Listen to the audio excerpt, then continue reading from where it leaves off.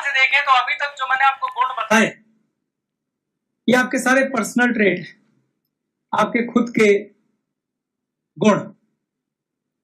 इन गुणों की वजह से अगर ये गुण किसी के अंदर होते हैं, आपके आगे फर्दर गुणों का जन्म होता है, और वो जो गुण जन्म होते हैं वही गुण अब आपको सफलता की तरफ लेके जाएंगे। ये पार्ट 1 के गुण थे, अब मैं पार्ट 2 पे आ रहा हूं।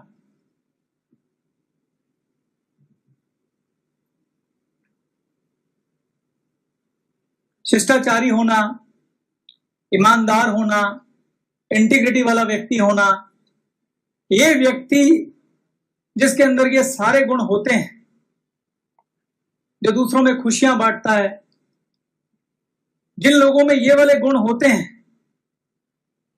वो लोग बड़े तेजस्वी होते हैं, बड़े ऊर्जावान होते हैं, बड़े एंथुसियास्टिक होते हैं।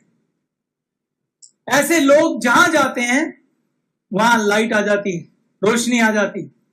ये लोग जिस महफिल में जाएंगे, आप किसी ऐसे व्यक्ति को खोजिए जिन गुणों के आपने बात की है वो गुण उसके पास हैं, और जब वो आपकी महफिल में आता है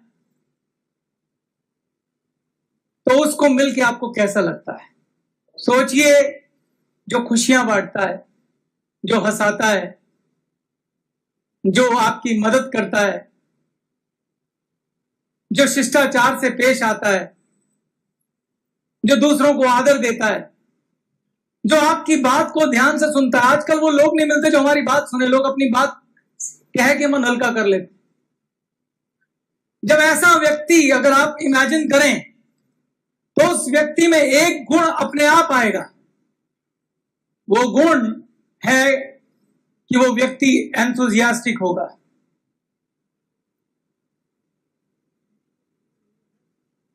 यानी कि वो व्यक्ति जोश से भरा होगा, उसमें एक पॉजिटिव एनर्जी होगी।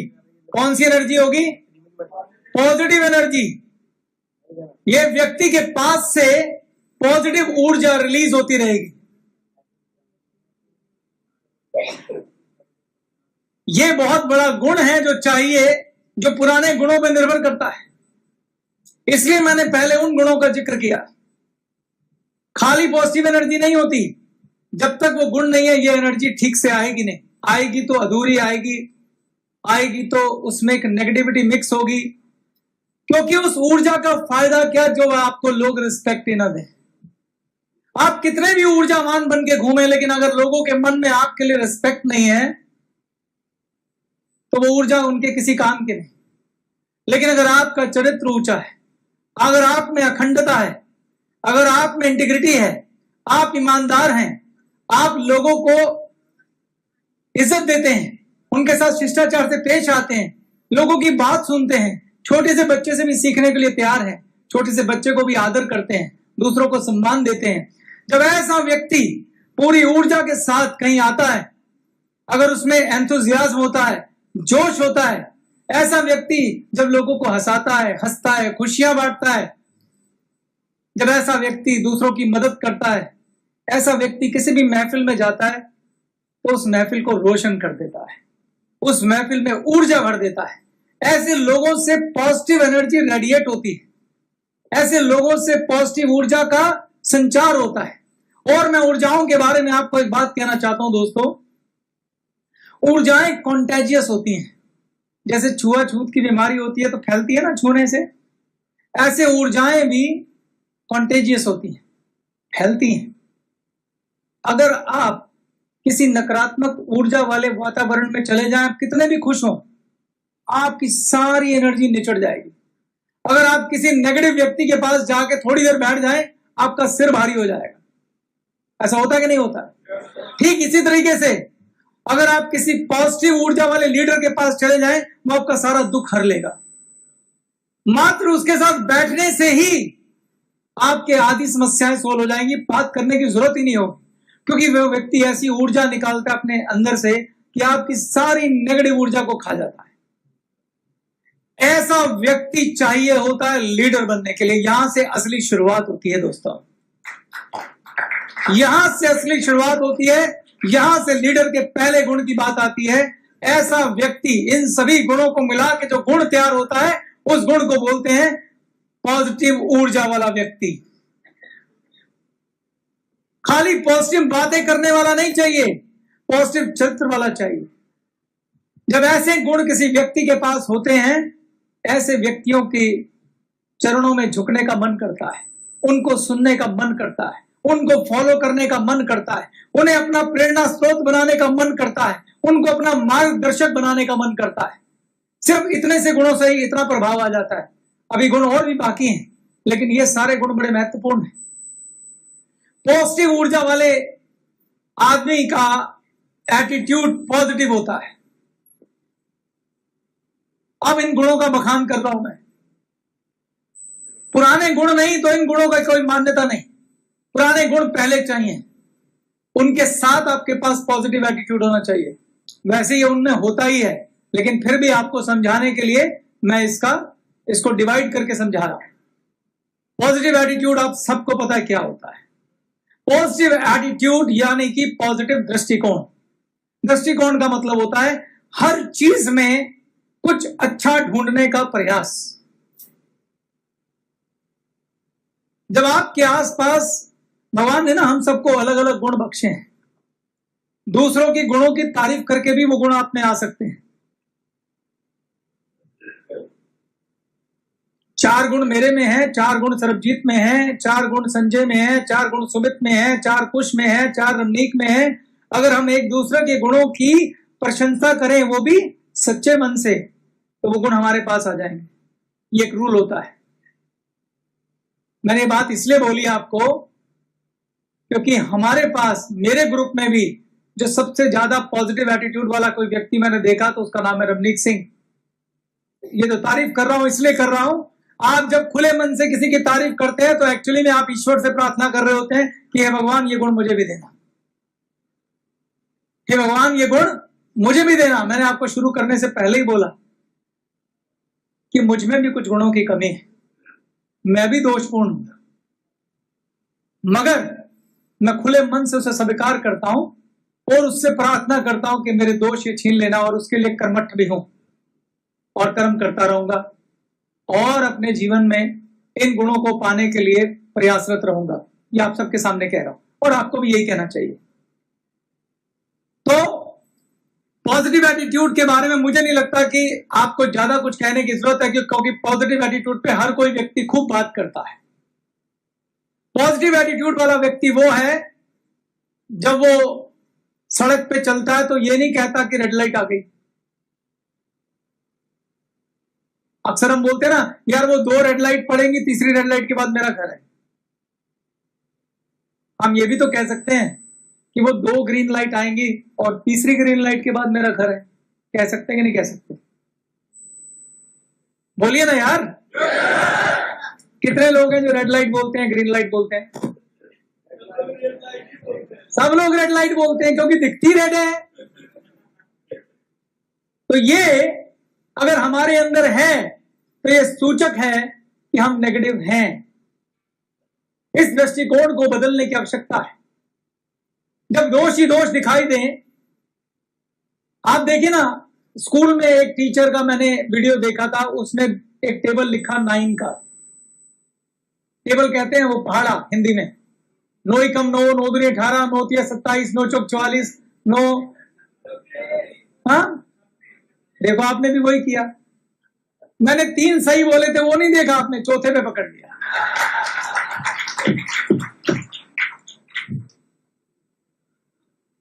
वो पूरा पहाड़ा ठीक लिख देगा, हम फट से बोलेंगे अरे सर वो गलत। देखिए, गलत पकड़ने में बुराई नहीं है, मगर समस्या यह है कि आपने 9 के बारे में नहीं बात की।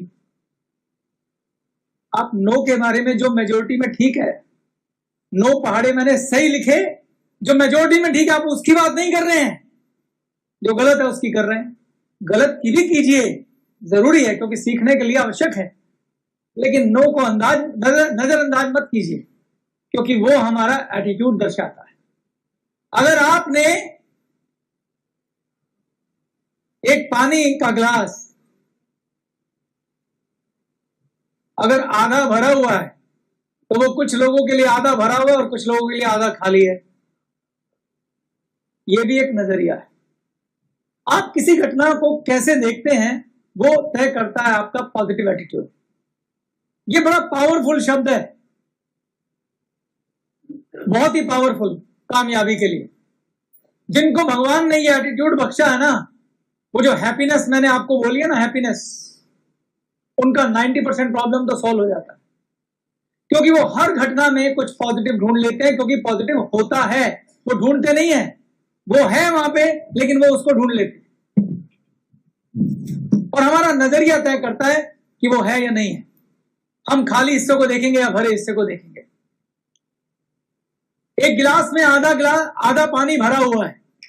जो लोग कहेंगे ये गिलास आधा खाली है, उनको तनाव होगा, क्योंकि उन्हें लगेगा पानी है नहीं। और जो लोग कहेंगे आधा भरा हुआ है, उन्हें तनाव नहीं होगा, उन्हें संभावनाएं दिखेंगी, उन्हें अपॉर्चुनिटी दिखेगी, उन्हें रिसोर्सेज दिखेंगे। क्योंकि दोस्तों, आप अपने जीवन में जब सफलता की यात्रा पर जाते हैं, तो जो आपके हाथ में एग्जिस्टिंग रिसोर्स हैं, उसी को मल्टीप्लाई करने की कला अगर आपको आती है, तो ही आप कामयाब हो सकते हैं। अगर आपको रिसोर्स दिखाई नहीं देंगे तो आप मल्टीप्लाई कैसे करेंगे? अगर आपको दिखाई देगा नहीं कि आधा गिलास पानी बचा हुआ है, तो आपको समझ नहीं आएगा इसका इस्तेमाल कैसे करो।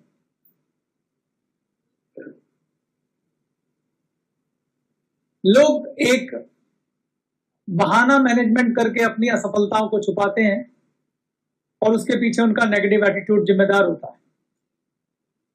अगर किसी बच्चे के नंबर कम आए, अरे वो हमारे घर में लाइट नहीं आती ना, इसलिए मैं पढ़ नहीं पाता, इसलिए नंबर कम आ गए। लेकिन जो पॉजिटिव एटीट्यूड वाला व्यक्ति है, वो इसमें भी कुछ अच्छा ढूंढेगा। वो कहेगा हमारे घर में लाइट नहीं आती ना, और मैं मोमबत्ती जला के पढ़ता हूं, दुनिया का कोई बंदा मुझे काम करने के लिए नहीं बोलता, क्योंकि इस समय कुछ काम करने के लिए होता नहीं, मैं ढंग से पढ़ाई कर लेता हूं, इसलिए मैं फर्स्ट आता हूं। ये डिपेंड करता है आप ढूंढते क्या, बहाना या अवसर। जो लोग समस्याओं में अवसर ढूंढते हैं, वो लोग कामयाब हो जाते हैं। और आपको एक बड़ी मजेदार बात बोलता हूं, जहां सबसे ज्यादा समस्याएं हैं, वहीं पे सबसे ज्यादा अवसर है। क्योंकि अवसर की सही परिभाषा क्या है?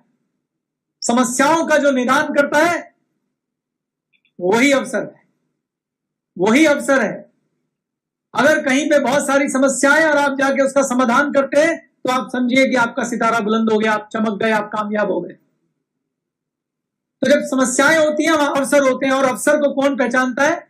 जिनका एटीट्यूड पॉजिटिव होता है।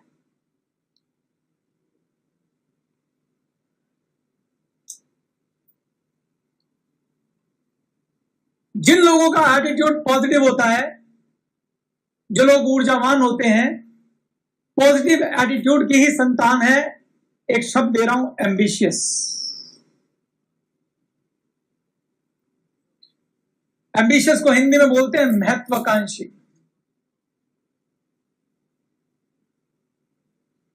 और एक शब्द होता है जिसके पास पॉजिटिव एटीट्यूड नहीं है, वो महत्वाकांक्षी हो नहीं सकता। ये बात ध्यान रखिए। जिसके पास चीजों को देखने का पॉजिटिव नजरिया नहीं है, वो महत्वाकांक्षी भी नहीं हो सकता। महत्वाकांक्षी का मतलब होता है जो जीवन में कुछ कर गुजरना चाहता है, जो कुछ बदल देना चाहता है, जो कोई बड़ा बदलाव लाना चाहता है, जो अपने सपनों को पूरा करना चाहता है, जो किसी बड़ी समस्या का समाधान करना चाहता है। ऐसे लोग महत्वाकांक्षी होते हैं। जो किसी अवसर का फायदा उठा के कुछ बड़ा करना चाहता है, वो लोग महत्वाकांक्षी होते हैं।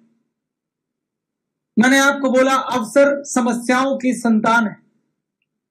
जो लोग समस्याओं में अवसर नहीं ढूंढ पाते, उनकी महत्वाकांक्षा खोखली है। जिसके पास पॉजिटिव एटीट्यूड नहीं है, वो बदलाव नहीं कर सकता। आप लोगों को सुनेंगे अक्सर ये कहते हुए, अरे हमारे देश में कुछ बदल नहीं सकता, बोलते हैं। लोग बोलते हैं कि नहीं, अरे यहाँ तो ऐसे ही चलेगा, यहाँ कभी कुछ नहीं सुधरेगा, यहाँ करप्शन कभी खत्म नहीं होगी, ये चोरी चकारी चलती रहेगी। ये लोग कौन है, पॉजिटिव एटीट्यूड वाले हैं या नेगेटिव एटीट्यूड वाले? क्या आप इनको महत्वाकांक्षी कह सकते हैं? क्या ये लोग देश बदलने की बात का ख्वाब देख सकते हैं? क्या ये लोग बड़े सपने देख सकते हैं? क्या ये लोग उनको बदलने का प्रयास कर सकते हैं? तो पॉजिटिव एटीट्यूड की संतान है महत्वाकांक्षा। जिसके पास पॉजिटिव एटीट्यूड नहीं है वो महत्वाकांक्षी भी नहीं हो सकता। तो मैं वापस आता हूं, जो मैंने पहले आपको गुण दिए थे, उन गुणों की संतान कौन है? ऊर्जा, पॉजिटिव ऊर्जा, पॉजिटिव एटीट्यूड। पॉजिटिव एटीट्यूड के संतान है महत्वाकांक्षा। और जिसको जो पॉजिटिव एटीट्यूड नहीं रखता, जिसके पास पॉजिटिव ऊर्जा नहीं है, जो जोशीला नहीं है, जो पॉजिटिव एनर्जी रिलीज नहीं करता, जो हर घटना में पॉजिटिव नहीं ढूंढता, वो अच्छा लीडर नहीं हो सकता। आपने वो पिक्चर देखी है? संजय दत्त की वो पिक्चर आई थी, जादू की झप्पी, मुन्ना भाई एमबीबीएस। देखिए आप सबने उस पिक्चर का सारा क्रक्स क्या था? क्या संजय दत्त क्या मुन्ना भाई डॉक्टर था? उसके पास सिर्फ ये गुण थे, और इस गुण से उसने उस हॉस्पिटल में एक पैरालिटिक व्यक्ति को खड़ा कर दिया। इतनी ताकत एक लीडर के अंदर होती है दोस्तों, इतनी ताकत एक लीडर में होती है, और वो अपनी पॉजिटिव ऊर्जा से एक पैरालिटिक व्यक्ति को भी खड़ा कर सकता है, क्योंकि वो उसमें विश्वास भर देता अपनी ऊर्जा से। तो उसकी नकारात्मकता को, नेगेटिव एटीट्यूड को जला के राख कर देता है, उसको लीडर कहते हैं। वो एक व्यक्ति को उसके गुणों से उसकी पहचान करवाता है, उसे लीडर कहते हैं। लेकिन मैंने बोला, जब तक आप खुद दीपक नहीं हैं, आप दूसरा दीपक नहीं जला सकते। अब दीपो भव, पहले खुद दीपक बनना होगा, पहले ये गुण अपने अंदर लाने होंगे। जब आप ये गुण लाएंगे तो आप लीडर कहलाएंगे, और जब इन गुणों से दूसरों के घर रोशन करेंगे तो आप महान लीडर कहलाएंगे, ग्रेट लीडर्स कहलाएंगे। अभी बात खत्म नहीं हुई है, अभी चल रहा है। मैंने अपनी तर्ज चेंज की है ताकि आपके दिमाग में बात घुसा सकूं। अब जो व्यक्ति महत्वाकांक्षी होता है, जिस व्यक्ति के पास ख्वाब होते हैं, जिस व्यक्ति के पास सपने होते हैं, इन ऊर्जाओं के साथ वो कैसे अपने ख्वाबों को पूरा करता है, स्वार्थ के ख्वाब भी और परमार्थ के ख्वाब भी। अपना भी जीवन बदलता है और वो व्यक्ति देश भी बदलता है। ऐसा लीडर में एक और गुण होता है, और वो गुण है विजन। विजन को हिंदी में कहते हैं दूरदर्शिता। मेरी हिंदी के लिए क्षमा करना, बार बार बोल रहा हूं। दूरदर्शिता क्या होती है? दूरदर्शिता कोई बताएगा? दूरदर्शिता के मतलब हुआ कि दूर का सोच रखने वाला, यानी कि कोई भी काम करने से पहले नजदीक का फायदा नहीं बल्कि दूर का नुकसान हम लोग को देखना चाहिए। बहुत अच्छा, बहुत बढ़िया, थैंक यू सर, शाबाश, बहुत बढ़िया।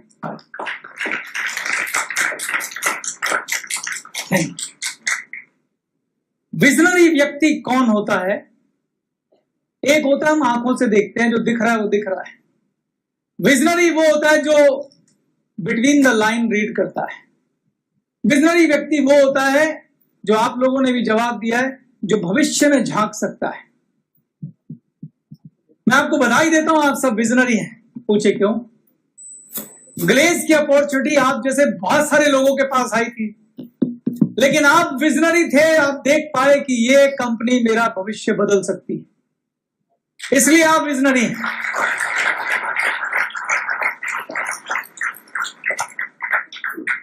तो जब आप देख पाते हैं जो घटना भी घटी नहीं है, जहां पे आपको एंटिसिपेट करना पड़ता है, अंदाजा लगाना पड़ता है, जहां आपको कैलकुलेटिव रिस्क लेना पड़ता है, जहां आपको मालूम नहीं है क्या होने वाला है, वहां आप अपने सारे तर्क लगाते हैं, खुले मन से उस अवसर को, उस समस्या को समझने की कोशिश करते हैं। इतिहास गवाह है, इस दुनिया में जितने बड़े बदलाव हुए हैं वो विजनरी लोगों ने किए हैं, जो देख पाए थे कि कल क्या होने वाला है। वो लोग जिन्होंने एक छोटी सी शुरुआत की और बड़े बड़े आंदोलन में कन्वर्ट हो गई, वो लोग विजनरी कहलाते हैं। वो लोग जिन्होंने एक छोटा सा बिजनेस शुरू किया और मेहनत करते करते उसको दुनिया की सबसे बड़ी कंपनी बना दिया, उसको विजनरी कहते हैं। मैं आपको बता दूं दोस्तों, इस दुनिया में जितने भी रईस लोग हैं उसमें से सिर्फ 10% हैं जो रॉयल फैमिली में पैदा हुए हैं। 90% लोग जमीन से उठ के ऊपर गए हैं, आप जैसे लोगों की तरह, मेरे जैसे लोगों की तरह। और ये विजन ही है जो इन लोगों को दूसरों से अलग करता है। और विजनरी होने का गुण, उसके लिए कोई स्पेशल बात नहीं चाहिए, उसके लिए पहले वाला गुण चाहिए, when you are open to listen everybody। जब आप दूसरों को सुनने के लिए खुले मन से तैयार होते हैं, जब आप दूसरों के बारे में कोई राय पहले से कायम नहीं करते हैं, चाहे वो अवसर हो, चाहे वो समस्या हो या बदलाव हो। 3 शब्द दे रहा हूं मैं, क्या? समस्या, अवसर और बदलाव। ये तीनों स्थिति को निपटने के लिए विजनरी लोग चाहिए। क्या वर्ड यूज कर रहा हूं मैं? अवसर यानी कि अपॉर्चुनिटी। अपॉर्चुनिटी उन्हें नसीब होती है जो विजनरी होते हैं, और विजनरी वो होते हैं जो खुले मन से दूसरे की बात को सुनते हैं, खुले मन से उसके ऊपर तर्क करते हैं, खुले मन से उसकी गहराई में जाते हैं और खुले मन से उसका आकलन करते हैं और फैसला लेते हैं। अवसर हो या समस्या हो, या फिर तीसरी चीज क्या है? बदलाव हो। क्योंकि कोई भी बदलाव होता है लोगों को पसंद नहीं आता, और जिन लोगों को बदलाव पसंद नहीं आता वो विजनरी नहीं होते। जो बदलाव का आकलन करते हैं वो विजनरी होते हैं, क्योंकि बदलाव अपने साथ अवसर लाता है। अगर बदलाव इस धरती में नहीं होता तो इतनी तरक्की नहीं होती। हर तरक्की एक बदलाव का सूचक है।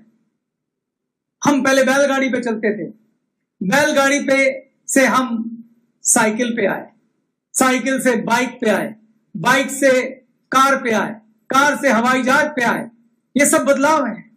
और जिन जिन लोगों ने इनकी पहली पहली यात्राएं की, जिन जिन लोगों ने इनको बनाया और इनके बारे में सोचा, वो सब वो थे जो भविष्य में देख पाए, और वो विजनरी थे। कौन थे? विजनरी लोग मशाल लेके सबसे आगे चलते हैं। विजनरी लोग बदलाव के नायक होते हैं। विजनरी लोग समस्याओं के समाधान करने वाले व्यक्ति होते हैं। विजनरी लोग अवसर के फायदे उठाकर करोड़ोंपति अरबोंपति हो जाते हैं। तो विजनरी शब्द बहुत ही ताकतवर है, मगर फिर से बोल दूं, विजनरी के साथ ये सारे गुण चाहिए। अगर विजनरी पॉजिटिव एटीट्यूड वाला नहीं है, अगर विजनरी पॉजिटिव ऊर्जा वाला नहीं है, अगर विजनरी महत्वाकांक्षी नहीं है, अगर विजनरी के पास बहुत सारे गुण नहीं है, तो किसी काम का नहीं है विजन। इस बात को एक बड़े प्यारे उदाहरण से समझाता हूं। आज मैं बड़े सारे लीडरशिप के गुण की बखान करने वाला हूं। आपका एक महान नायक बनना इस बात पे निर्भर करता है कि आपके पास नंबर 1 सारे के सारे गुण होने चाहिए, और नंबर 2 सही अनुपात में होने चाहिए। अनुपात को समझिए तो बैलेंस, सब कुछ चाहिए और बैलेंस में चाहिए। इसको एक उदाहरण से समझाने का प्रयास करता हूं। आपने कभी अपनी माताजी को सब्जी बनाते हुए देखा है? देखा है? हम सबकी फेवरेट अलग अलग सब्जियां होती हैं। किसी की छोले की सब्जी होती है, किसी की शाही पनीर होती है, किसी की कढ़ाई पनीर होती है, किसी की दाल मखनी होती है। किसी भी सब्जी का एग्जाम्पल उठा लीजिए जिसको आपने अपनी माताजी को बनाते हुए देखा है। एक स्वादिष्ट सब्जी बनना किस बात पे निर्भर करता है? मान लीजिए हम शाही पनीर की सब्जी बना रहे हैं। अगर आप सबसे बढ़िया शाही पनीर ले आए तो क्या सब्जी स्वाद बनेगी? गारंटी है? नो। उस सब्जी में उस सब्जी में बहुत सारे मसाले गिरते हैं। अगर सारे के सारे मसाले उस सब्जी में गिरे, सही अनुपात में गिरे, सही टेम्परेचर पे उसे कुक किया जाए, जितना कुक करना है उतना ही कुक किया जाए, और आपकी माताजी की लीडरशिप वो सब हो, आपकी माताजी की स्किल हो, तब जाके वो सब्जी स्वाद बनेगी। एग्री और डिसएग्री?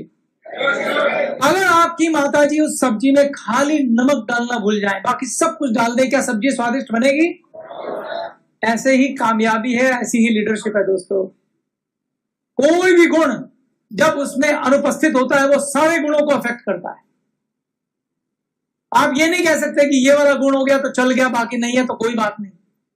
बाकी को भी पाने का प्रयास करना है, बाकी के गुणों को धारण करने का प्रयास करना है, मान्यताओं को पीछे छोड़कर वास्तविक सत्य को अपनाना है। उससे आपके पास लीडरशिप आएगी। चलें आगे।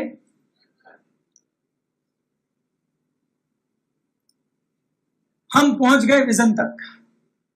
एक अच्छे लीडर ने विजन देखा, जैसे आपने ग्लेज का विजन देखा, आपने नेटवर्किंग शुरू की, अपना बिजनेस खड़ा करना शुरू किया, लेकिन ये बिजनेस आपको आपकी सफलता की चरम सीमा तक पहुंचाएगा, ये इस पर डिपेंड करता है कि आप आगे इस अवसर के साथ, इस अपॉर्चुनिटी के साथ, आप ग्लेज के साथ कैसा व्यवहार करते हैं।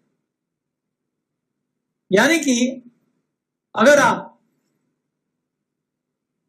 विजन के बाद फैसला लेने वाले हैं तो उसके लिए आपको एक और गुण की जरूरत है, वो है साहस, यानी कि करेज।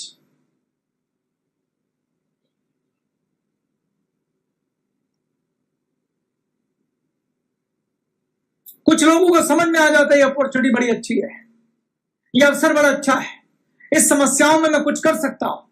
जैसे आज आपने एक समस्या सुबह समझी, बहुत सारे लोगों के मन में बड़ा कुछ ख्याल आया होगा, मैं इस समस्या में कुछ कर सकता हूं, इस समस्या को ऐसे सॉल्व किया जा सकता है, ऐसे सॉल्व किया जा सकता है। लेकिन कुछ लोगों का ये विजन उनके यहीं रह जाता है, वो फैसला नहीं लेते, क्योंकि उस फैसले को लेने के लिए उनमें साहस नहीं होता है, क्योंकि उसकी कीमत चुकाने से वो लोग डरते हैं, क्योंकि वो रिस्क का आकलन नहीं करते। जो लीडर है वो क्या करता है, उसमें साहस होता है, वो डिसीजन लेता है, वो डिसाइसिव होता है, उसमें फैसला लेने की ताकत होती है। लेकिन जब फैसला लेना है तो उसका क्या मतलब है, फैसला कैसे होता है? ऐसे नहीं कि बस फैसला ले लिया, उसमें रिस्क लेने की कैपेसिटी होती है। जब मैं रिस्क की बात करता हूं तो आपको समझना होगा कि रिस्क और गैम्बलिंग में फर्क होता है, रिस्क और जुआ में फर्क होता है। जुआ खेलना रिस्क नहीं है, जुआ खेलना बुरी आदत है जो होनी नहीं चाहिए। रिस्क बिजनेसमैन लेता है, रिस्क विजनरी लेता है, रिस्क लीडर लेता है, मगर वो रिस्क कैलकुलेटिव होता है। वो ऐसा नहीं होता कि आपको बर्बाद कर दे, वो एक कैलकुलेटिव रिस्क लेता है। उसके लिए वो उस अवसर का, उस समस्या का, उस बदलाव का तर्कपूर्ण आकलन करता है, पॉसिबल चीजों को समझता है, और उसके बाद वो बड़ी हिम्मत के साथ फैसला लेता है। और चूंकि वो लीडर है, सबके साथ डिस्कशन करता है, लेकिन उस फैसले की जिम्मेदारी लेता है कि मैं लेता हूं ये फैसला, मैं ये करूंगा। तो अगला गुण जो चाहिए वो साहस चाहिए। किस चीज का साहस? Courage to lead. क्या चाहिए? लीड करने का साहस चाहिए, उस फैसले की जिम्मेदारी लेने का साहस चाहिए। जब मैंने डायरेक्ट सेलिंग की थी तो मुझे मालूम था कि मेरे पिताजी मेरे साथ क्या करेंगे जब उन्हें पता चलेगा। मेरे कॉलेज के दोस्त मेरे साथ क्या व्यवहार करेंगे, मेरी मजाक उड़ाएंगे, बोलेंगे कि तू बीएससी ऑनर फिजिक्स करके, फिजिक्स का टीचर करके ये कौन सा काम शुरू कर दिया है। ये सब चीजों के डर, फियर सब था मेरे पास, और मुझे यकीन है ऐसे डर से आप लोग भी निकले होंगे। लेकिन उसमें जो हमारा विजन कह रहा था, जो मेरे दोस्तों को दिखाई नहीं दे रहा था, मेरे घर वालों को दिखाई नहीं दे रहा था, जो हमने देखा था, आपने देखा था, उस विजन के आधार पे जो साहस के साथ फैसला लेना था, वो करेज होना चाहिए। कैलकुलेटिव रिस्क उठाना था, वो करेज होना चाहिए। और उस करेज से ही आप अगला कदम उठाएंगे। वो अगला कदम क्या होगा? जब आपने विजन लिया, जब आपने रिस्क कैलकुलेट किया, जब आपने फैसला लिया, फैसला लेने के बाद अगला कदम क्या उठाएंगे? क्या करेंगे आप? नेक्स्ट स्टेप क्या होगा?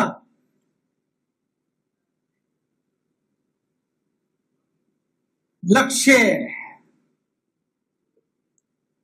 वक्त आ गया लक्ष्य बनाने का। जो अवसर आपने पहचाना है, आपने ग्लेस पहचाने थे। मैंने अभी गो माता का लक्ष्य लिया है। जो विजन आपने देखा है, जिस समस्या को सॉल्व करने के लिए आप आगे आए हैं, जिस अवसर के लिए आप आगे आए हैं, जिस बदलाव के लिए आप आगे आए हैं, अब उसका लक्ष्य बनाने का वक्त आ गया है। क्योंकि आपने फैसला ले लिया कि मैं करूंगा, और जब मैं करूंगा तो क्या करूंगा ये पता होना चाहिए। मुझे कहां पहुंचना है मुझे पता होना चाहिए। मेरा लक्ष्य क्या है मुझे पता होना चाहिए, और यहां पे ये लक्ष्य बनाया जाना चाहिए। सपनों में और लक्ष्यों में क्या फर्क होता है मुझे मालूम है, आप में से ज्यादातर लोगों को पता है। सपना वेग होता है, मुझे घर चाहिए, ये सपना है। लेकिन मैं इस घर को अगर लक्ष्य में बदल दूं तो क्या लक्ष्य होगा, कौन बताएगा? मुझे एक शानदार घर चाहिए, ये सपना है। इसका लक्ष्य में बदल के कौन बताएगा? आप बताइए। ये एक लेडी हैं, इनको दीजिए माइक।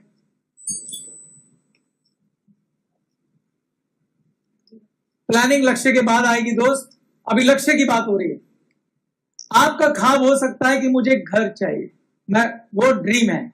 इस ड्रीम को लक्ष्य में बदलें तो लक्ष्य के फॉर्म में अगर इस ड्रीम को बोले तो क्या होगा, ये उत्तर चाहिए मुझे। आप बताइए।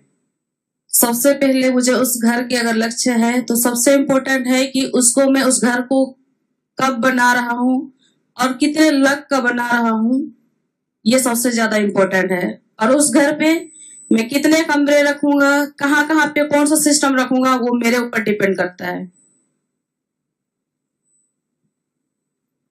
बहुत बढ़िया, इनके लिए क्लैपिंग कीजिए।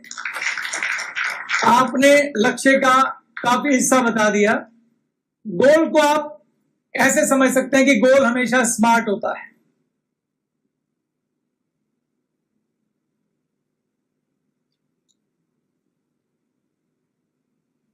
Specified, measurable, achievable,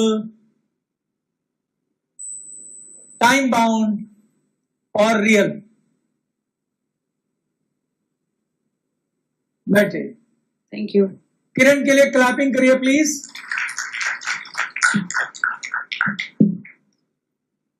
goal should be specified. पहली बात तो गोल क्लियर होना चाहिए कि क्या है। जैसे आपने बोला गोल घर है, मगर घर कैसा? 2 बेडरूम, फ्लैट, कोठी, कहां चाहिए? दिल्ली में चाहिए, किस एरिया में चाहिए, उसको डिफाइन कीजिए कि ये मेरा घर होगा। उसकी आपके पास तस्वीर हो तो और भी अच्छा है।